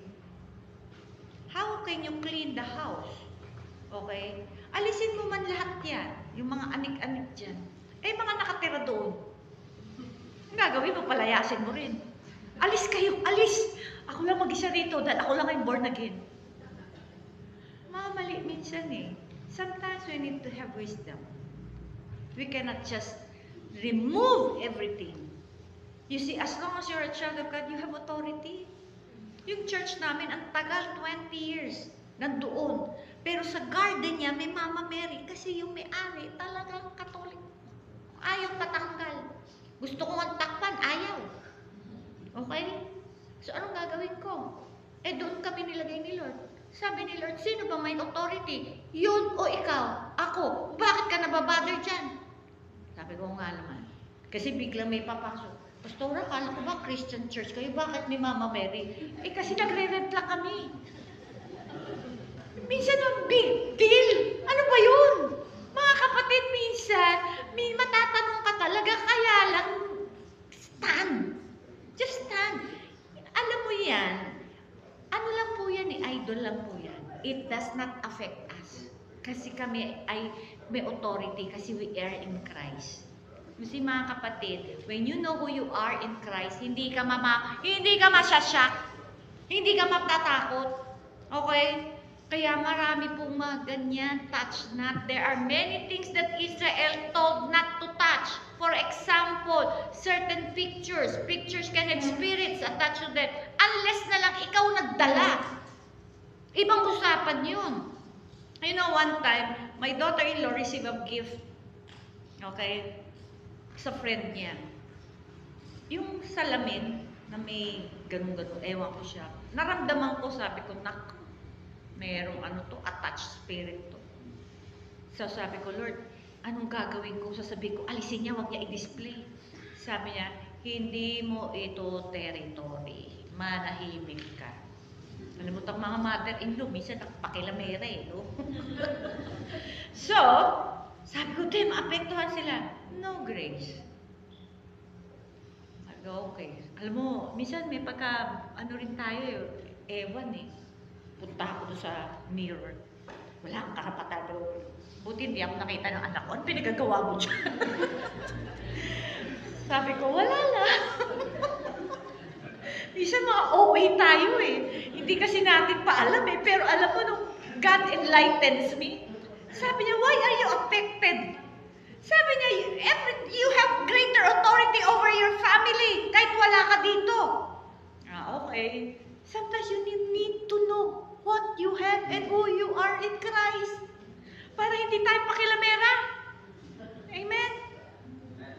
Kaya minsan, we have limitation. Hindi tayo, we live in an evil world. Kaya nga sabi ko sa inyo, kung gusto nyo makakita ng ibang spirito, pwede. Kaya nga kahapon, pati sa soup niya, sa sabaw niya, nakakakita siya. Bakit? Conscious eh. Pero kung alam mo who you are in Christ, mga kapatid, alam mo, hindi ka maapektuhan. Okay? Example, no? I live in a condo sa, ano ko yun eh, sa sister ko at brother-in-law ko. Eh, yung brother-in-law ko, bago nung umalis sila, lahat ng gamit iniwan. Eh, plus, si Pacman. Kasi nagbo-boxing yun eh. Alam mo yung Pacman, yung pinapractice, talagang tao. Sabi ko, Lord, anong gagawin ko rito? Hindi ko pwede itapon. Nilagay ko siya sa balcony. One time, alam mo naman sa balcony, masarap kasi nasa 28th floor ako, nagmuni-muni ako. Alam mo ba yung Pacman na yan? Lumingon sa akin. Siyempre, kilabutan ako. Ang unang isip ko, tatakbo palabas. Kaya lang, pag tumakbo ko palabas, di ako papasok. Nag-grip na ako ng fear. Alam mo, ginawa ko, kumuha ko ng communion, tinabihan ko siya, magko-communion ako. Talagang lahat ng talagang goosebumps, pati buhok ko talagang tumatayo. But you see, I stood my ground. I know I have authority at tinatakot mo ko, you have no authority over me. You get out. Tapos nag-communion ako, nag-worship ako. Umalis. Umalis. Kaya mga kapatid, kahit sino pa yan, when they recognize, you know who you are, hindi sila magkakaroon ng upper hand. Kaya lang sila nagkaka-upper hand kasi naunahan ka ng takot. Imagine mo kung tumakbo ko, hindi na ako makakapasok. Bakit? Takot na ako eh. You see, the fear, the spirit of fear is not from God. It's from the enemy. Alam mo, minsan tayo napaparalyze because of fear. Hindi natin na-declare, hindi na tayo natatag out of fear. Yan ang isang ang taktik ng kaaway, takutin ka. Sige. Kaya mga kapatid, wag mong hahayaan na matakot ka. Kilalanin mo ang Diyos at ma-overcome mo lahat yan. Kaya nga, importante, ano yung kinakatakutan mo? Remember, sabi ko, 3 kinakatakutan ko major. Magkasakit. Ngayon may sakit ako. Lumipad. 4 times samanta ko nagpa-fly. Madalas pa, makalog. 3rd, ayoko nang tumira ng kondo. Tinira ako sa 28th floor. Would you imagine? Lahat yun, pinaalaw ni Lord harapin ko. Bakit? Kasi sabi ni Lord, hanggat may fear ka, the enemy can threaten you. Pero pag wala ka ng fear, ako lang ang fear mo, no one and nothing can threaten you. Kaya nga, importante, identify niyo yung fear niyo. At ano kinakatak? Madalas, sasabihin ko pagka, anong fear mo? Mawalan ng pera. Ayan. Yun, ang talagang problema. Pag yan ang fear mo, mawalan ka ng pera. Kaya lagi kang may nasisirang appliance, may problema lagi. That involves money.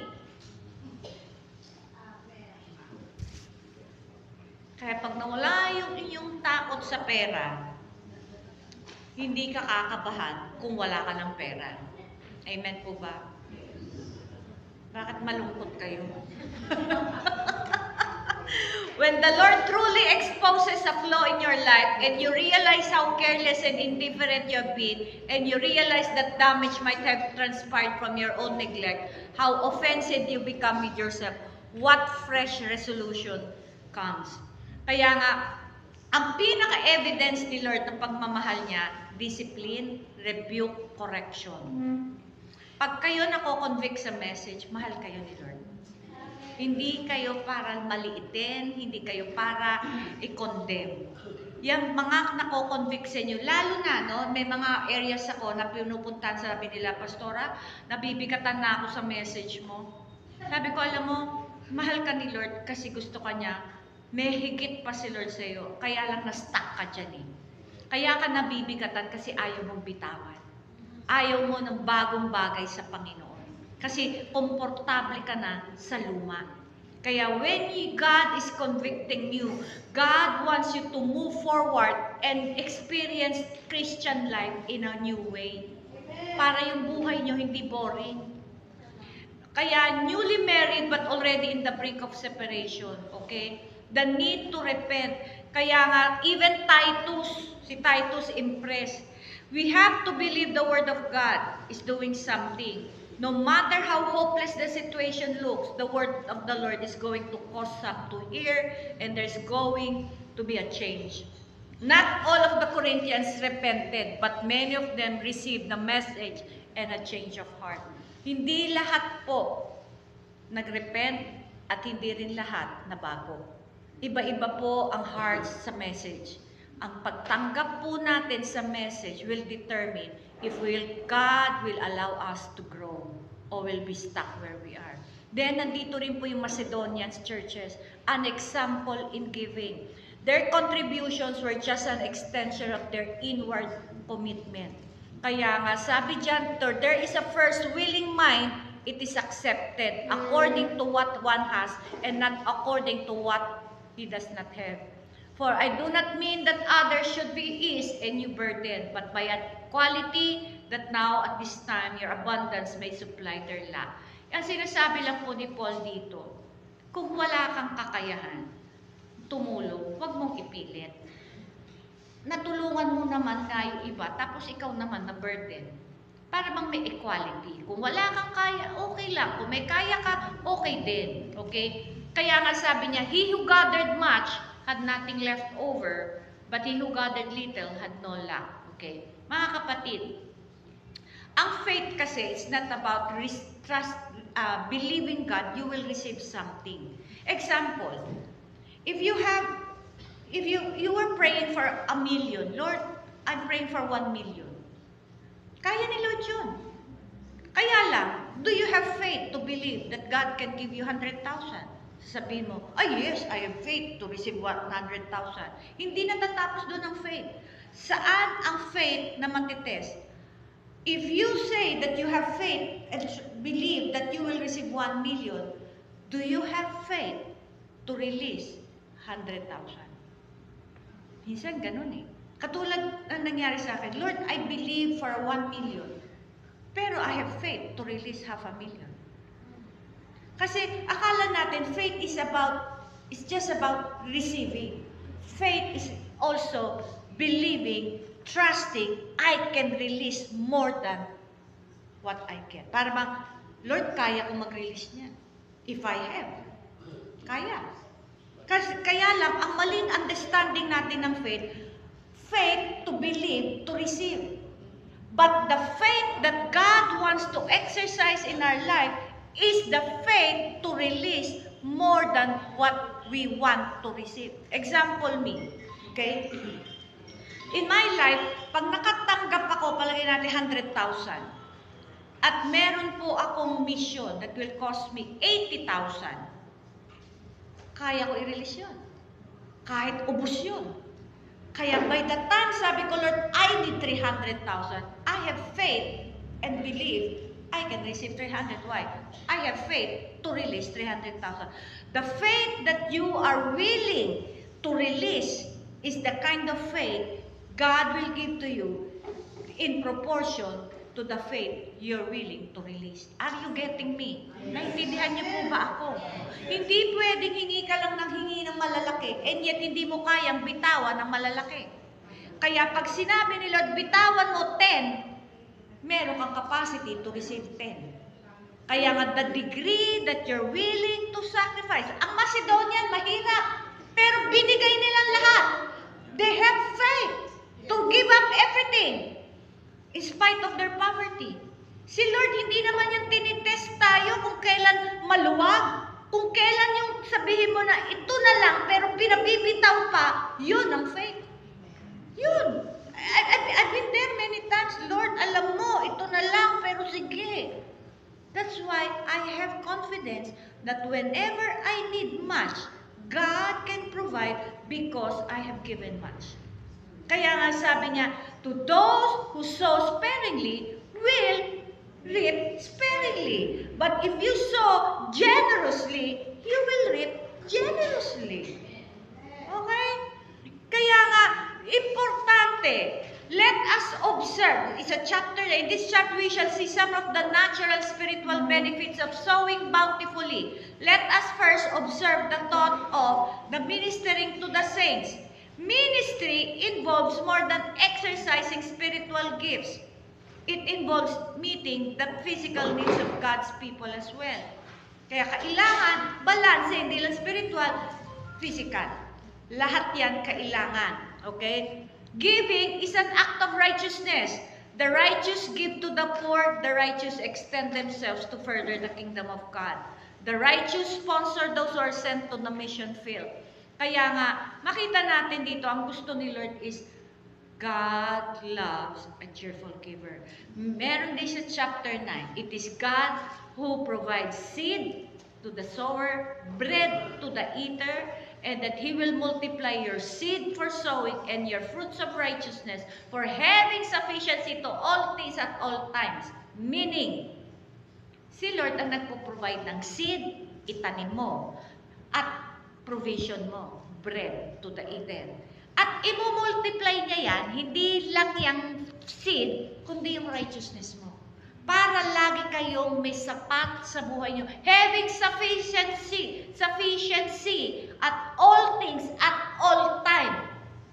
So, ano ibig sabihin yan? Palagi at always.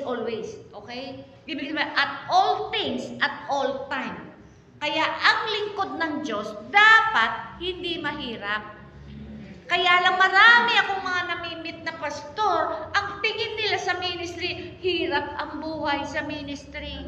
Hindi po biblical yan. Dahil sabi ni Lord, you will have sufficiency at all things at all times, so that you will be enriched in all your doing. Pagyayamanin ka para mayaman ka sa gawa.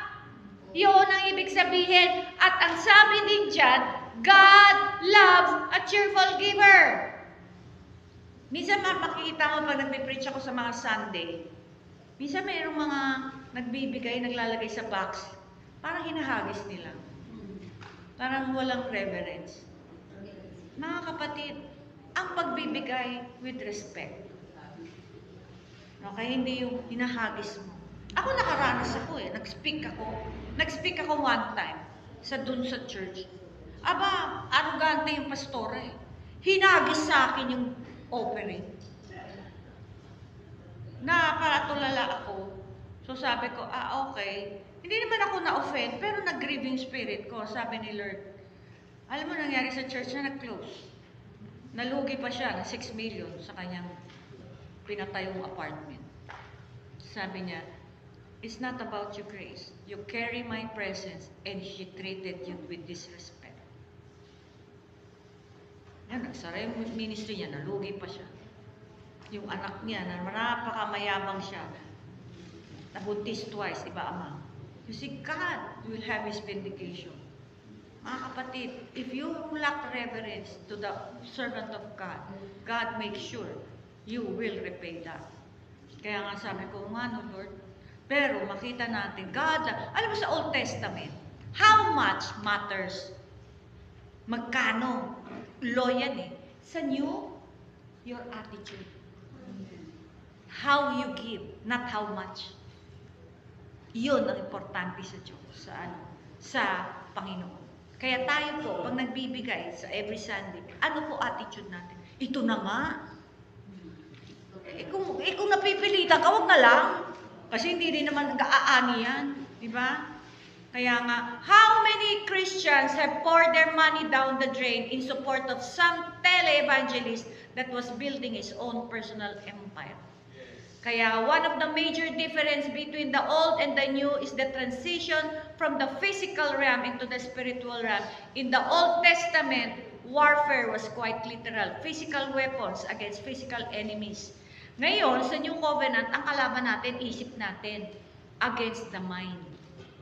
Does not end when we are saved. The enemy continues to assail our minds with doubts and fears, lies and error, discouragement.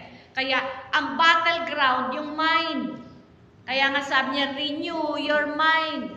False doctrines are doctrines of devils that seek to incapacitate us or damn us if they can. Many of the strongholds that we contend with are the mind. Alam mo mga kapatid, minsan sa preaching ko sa ibang churches, ang hirap na hirap ako, and you know why? Because of the stronghold.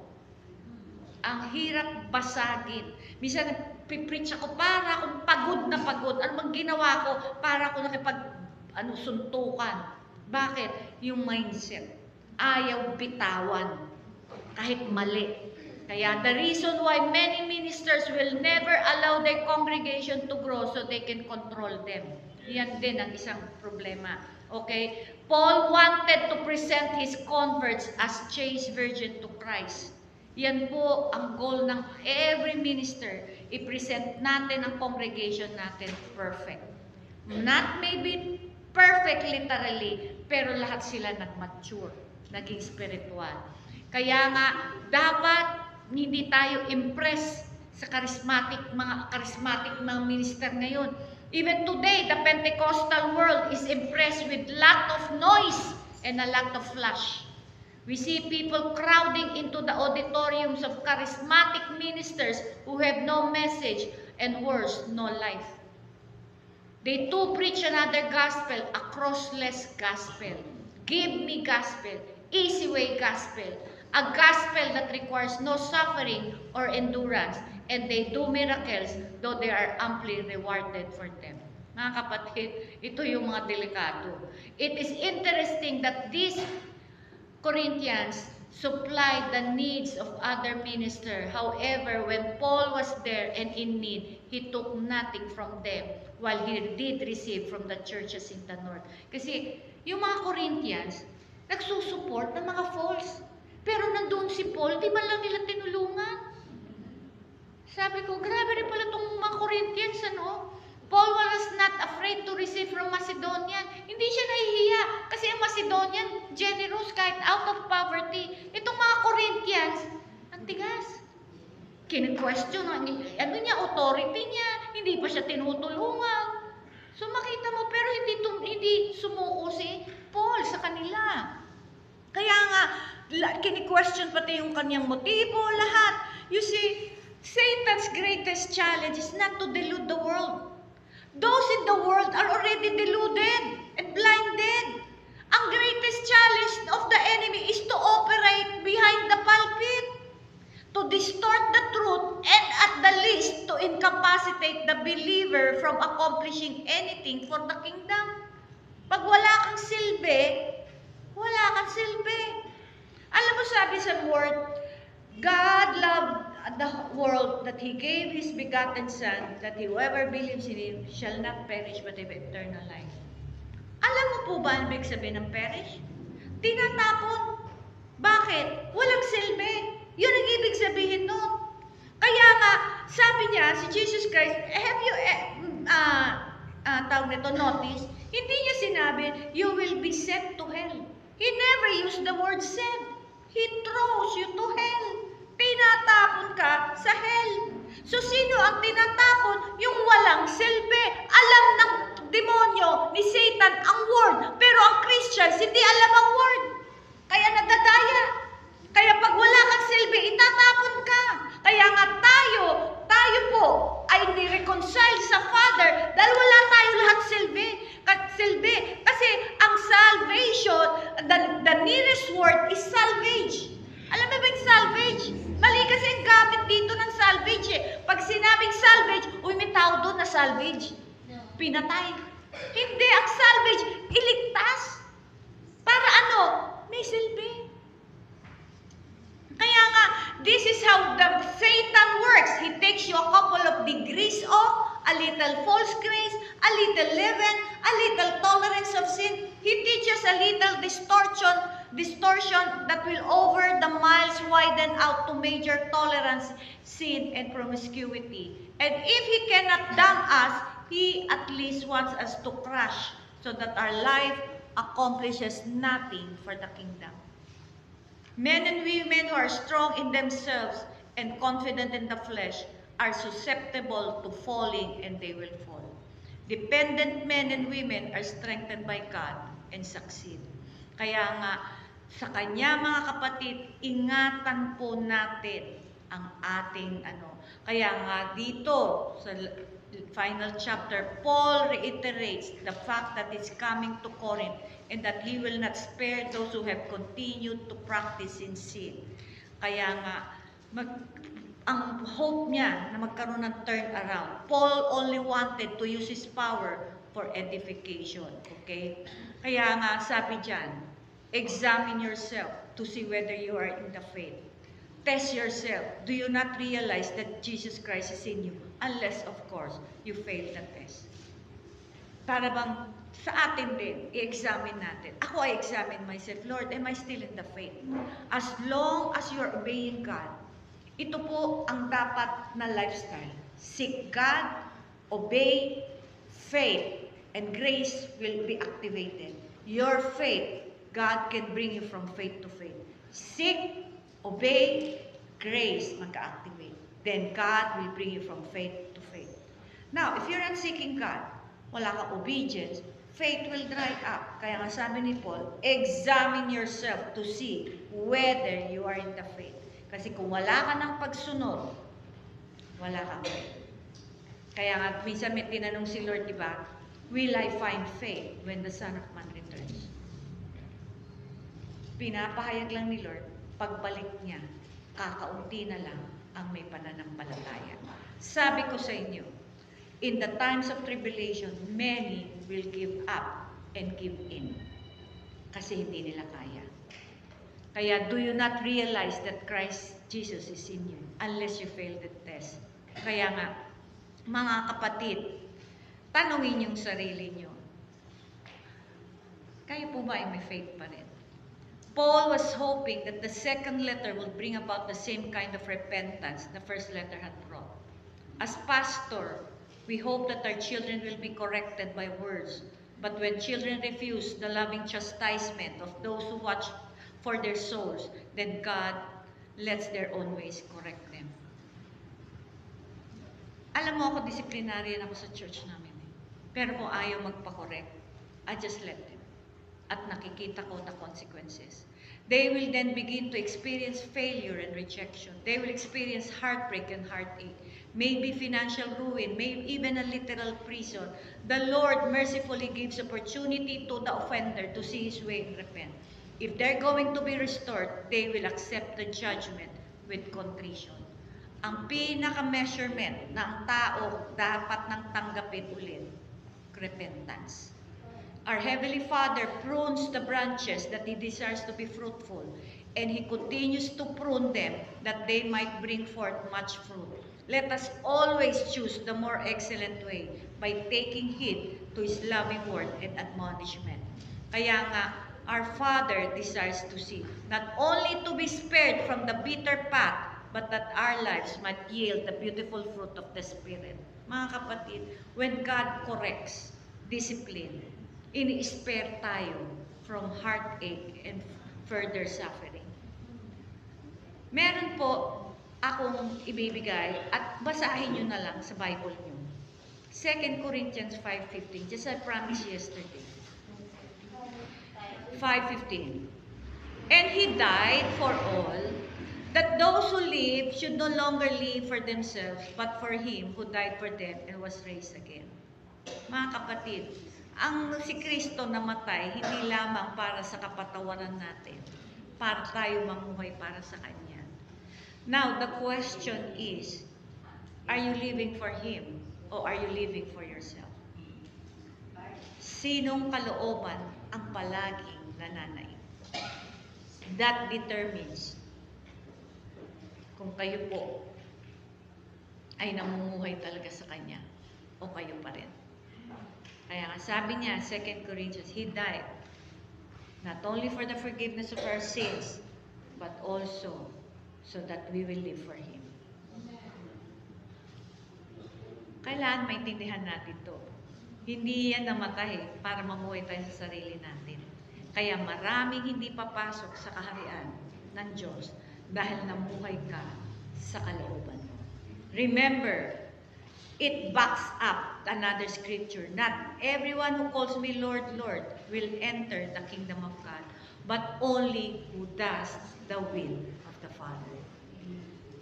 Kaya sana I pray these messages will help us examine ourselves, evaluate, analyze.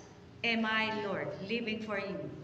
Am I doing things on Your way, on Your purposes? If not, we have time to surrender, adjust our life. Because sabi niya, He has given us one day. Today, if you hear His voice, listen. And do not harden your hearts like those who hardened their hearts in the wilderness.